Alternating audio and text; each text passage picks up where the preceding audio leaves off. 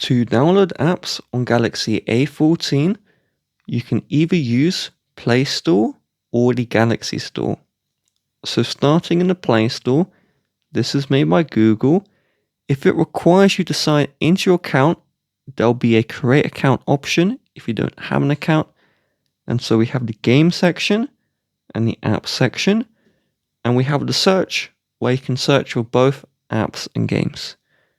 So I'll search for an app in question, and when you want to install an app, you can either tap install here or just tap the app name and tap install there. The second solution is with the Galaxy Store.